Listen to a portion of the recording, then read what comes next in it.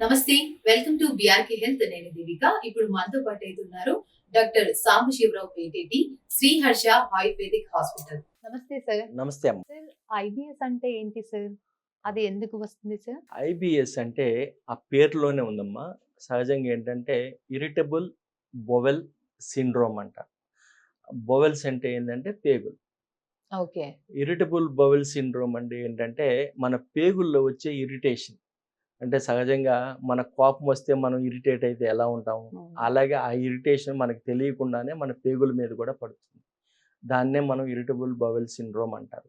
అంటే ఎందుకు జరుగుతుంది అంటే దీనికి పర్టిక్యులర్‌గా రీజన్ ఏమి లేకపోయినా గూడా ఎక్కువగా స్ట్రెస్ అనేది చాలా మేజర్ ఇది పోషిస్తుంది దీంట్లో ఇరిటబుల్ బowel సిండ్రోమ్‌లో. ఎక్కువగా టెన్షన్ తీసుకున్నప్పుడు ఏమైతుందంటే మనకి బ్రెయిన్‌కి, గట్‌కి రెండిటికి ఎప్పుడూ కమ్యూనికేషన్ ఉంటుంది. సో, ఆయుర్వేదం ఏం చెప్తుందంటే అన్ని రోగాలకి కారణము ఆమాశయం అని చెప్తుంది. ఆమాశయం అంటే ఏందంటే అజీర్ణం. ఆమాశయం అని అంటే ఏందంటే పొట్ట. అన్ని రోగాలకి కడుపుకి చేటు తేక అని సామెత ఉంది గదా!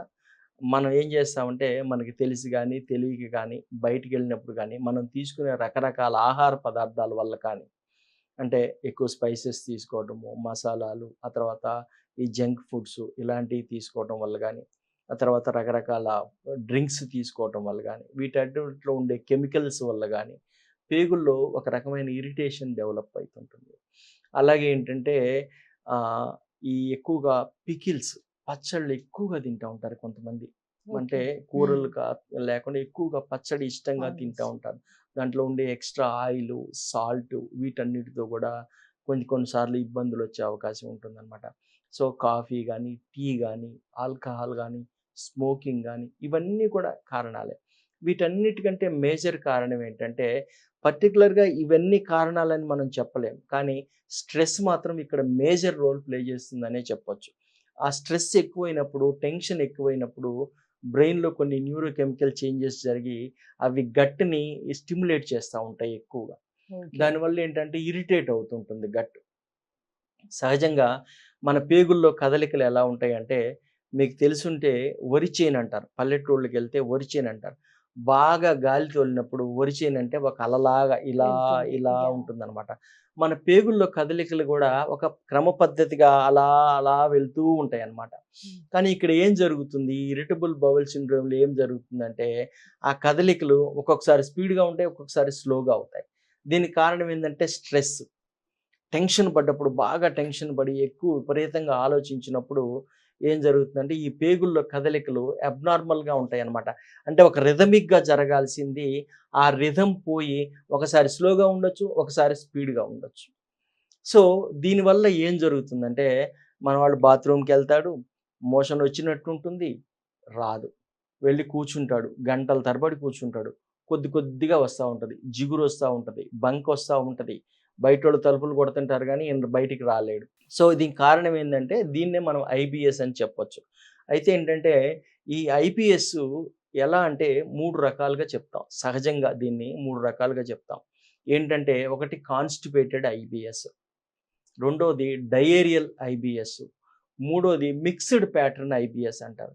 కాన్‌స్టిపేటెడ్ ఐబీఎస్ అంటే ఏంటంటే, మనం బాగా ఆహ్, ఎక్కువ వర్క్ చేయకపోయినా గానీ, స్ట్రెస్ ఎక్కువగా తీసుకున్నా గానీ, టెన్షన్ పడ్డప్పుడు గానీ ఏం జరుగుతదంటే, ఒక్కొక్కసారి పేగుల్లో కదలికలు తగ్గిపోతాయి. పేగుల్లో కదలికలు తగ్గిపోయినప్పుడు మనం తీసుకున్న ఆహారం జీర్ణమై ఒక క్రమ పద్ధతిలో కిందకెళ్తూ డైజెస్టివ్ ప్రాసెస్ జరుగుతూ ఉండాలి.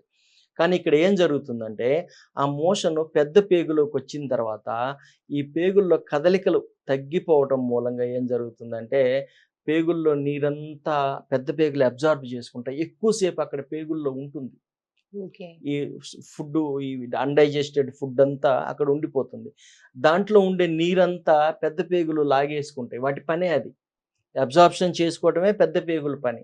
So, okay. ఎక్కువ సేపు అక్కడ ఉండటం వల్ల ఏం జరుగుతుందంటే, పేగులు దాంట్లో ఉండే నీరంతా అబ్జార్బ్ చేసుకుంటుంది. ఓకే. అబ్జార్బ్ చేసుకునేసరికి స్టూలు చాలా గట్టి పడిపోయి, బయటికి రాకుండా కాన్‌స్టిపేషన్ ఫార్మ్ అయితుంది. ఓకే. దీనివల్ల రకరకాల ప్రాబ్లమ్స్ మళ్ళీ ఫిషర్ గాని, ఫిస్టులా గాని, పైల్స్ గాని ఇలాంటివి వచ్చే అవకాశం ఉంటుంది. రెండోదేందంటే డయేరియల్ ఐబీఎస్ అంటారు. ఈ డయేరియల్ ఐబీఎస్ ఏందంటే, పేగుల్లో కదలికలు చాలా స్పీడ్‌గా జరుగుతాయి. ఒక పద్ధతిగా ఇలా జరగాల్సినవి అలా జరగకుండా ఇలా ఇలా ఇలా ఇలా ఇలా ఇలా జరుగుతాయి, ఈసీజీ గ్రాఫ్ లాగా. ఇలా జరిగినప్పుడు ఏమవుతుందంటే పేగుల్లో అబ్జార్ప్షన్ చేసుకునేంత టైం పేగులకి ఇవ్వదు. సో ఆ అన్డైజెస్టెడ్ ఫుడ్ అంతా ఫాస్ట్గా బయటకు వచ్చేస్తుంటుంది. సో దీనివల్ల మోషన్స్ అవుతాయి, లూజ్ మోషన్స్ అవుతాయి. దీన్ని మనము డయేరియల్ ఐబిఎస్ అంటారు. ఇలా కాకుండా మిక్స్డ్ ప్యాటర్న్, అంటే ఒకసారేమో కాన్స్టిపేషన్ ఉంటుంది, ఒకరోజేమో ఫ్రీగా మోషన్ అయిపోతుంది, ఒకరోజేమో హార్డ్గా అవుతుంటుంది. ఎందుకు అవుతుందో అర్థం కాదు. బ్లోటింగ్ ఉంటుంది, కడుపు అంతా ఉబ్బరంగా ఉంటుంది, కడుపులో నొప్పి ఉంటుంది. ఓకే, వామిటింగ్ సెన్సేషన్ కూడా ఉంటుంది. ఒక్కొక్కసారి వామిటింగ్ వచ్చినట్టు అవుతుంది, వామిటింగ్ రాదు.